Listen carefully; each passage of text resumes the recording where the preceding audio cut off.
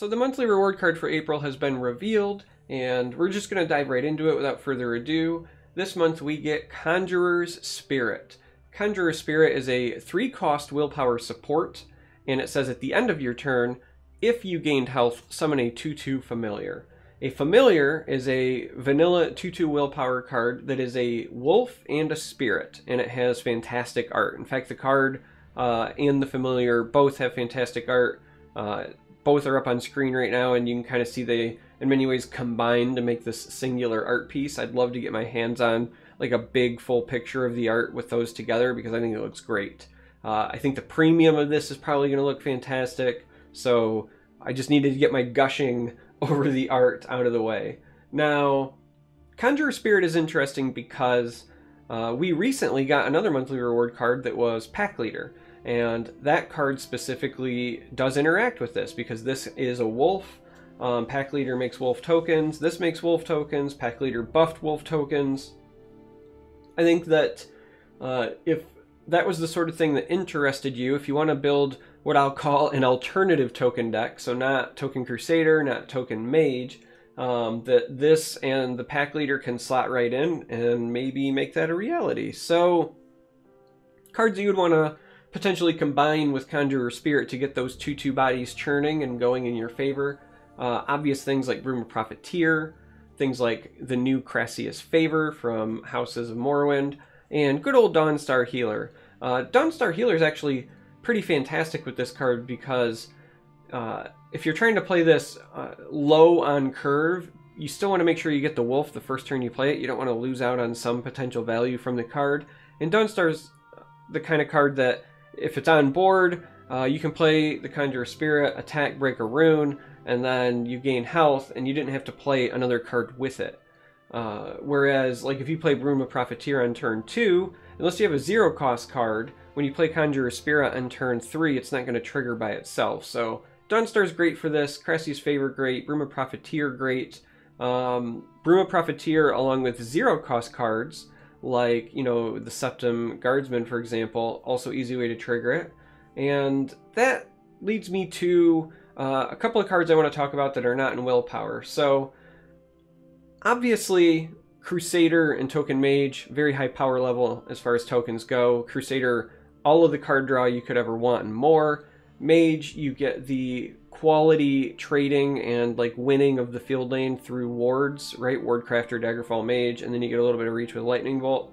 So I don't think that this is the kind of card you're going to slot into those, but I do think that if you wanted to try a Spell Sword or a Monk version, that there are some interesting ways that you could go about it. So Spell Sword, you could play a traditional token build, but you could try to include some cards like Barrow Stalker, because that has Drain, and again, that would help you trigger the Conjurer Spirit. Or Necromancer's Amulet, because that card is going to make it very, very easy for you to gain health and then continue to churn out those 2/2s.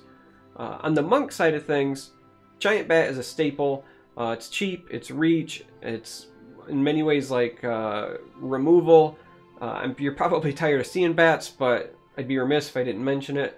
But a card that may not immediately jump out right away is Swindler's Market. So Swindler's Market decks in the past have been combo oriented. Fill your hand full of like Nord Firebrands, for example, and then you try to burst your opponent down between those and Swindler's Market and like Northwind Outpost. If you're looking to play a long, grindy version of tokens, which I think that Spell Sword and Monk lends itself better to, then Swindler's Market jumps out because it's the sort of thing that's going to keep your health triggering so that you keep getting free 2/2s, but it's also going to help keep your life topped off, and it can make including certain cards like Goblin Skulk really interesting, because you want to include Goblin Skulk anyway, but now you actually get some additional value out of those 0-cost cards. Similarly, it could allow you to run something like Murkwater Shaman, for example, and get a bunch of value there.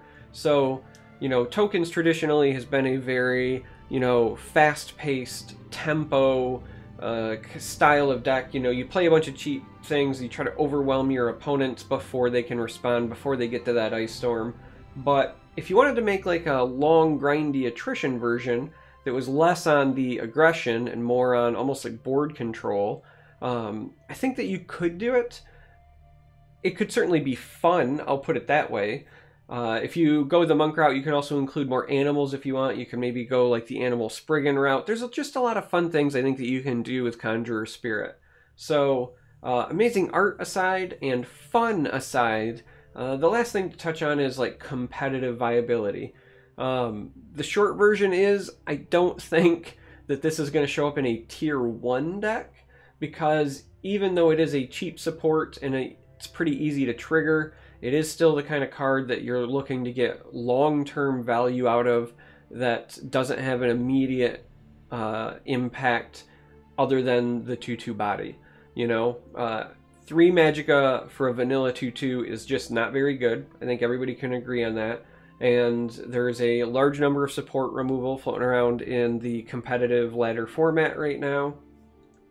So I just really feel like that you're only going to get the big value out of this if you try to play that attrition, long, grindy games. I don't think that those decks will be better than just straight Token Crusader or Token Mage, if I'm being honest and upfront. Doesn't mean that you can't win with the decks. I'm just saying that this won't be, you know, a top tier deck. Do I think that you could probably slap together some sort of token spell sword that also includes this and grind your way as far as legend? Yeah, absolutely. But if you are expecting to see this card in a like top 10 legend finish, you know, like top tier of the ladder, I just don't think that this one by itself does enough.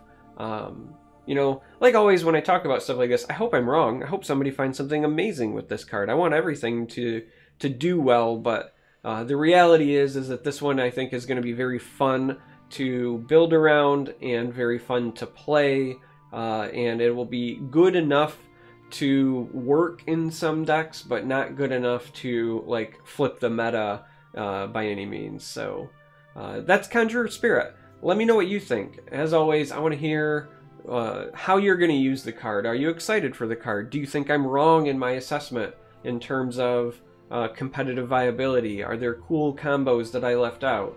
I love reading all that stuff, so let me know. Thanks for watching, and until next time, may you walk on warm sands.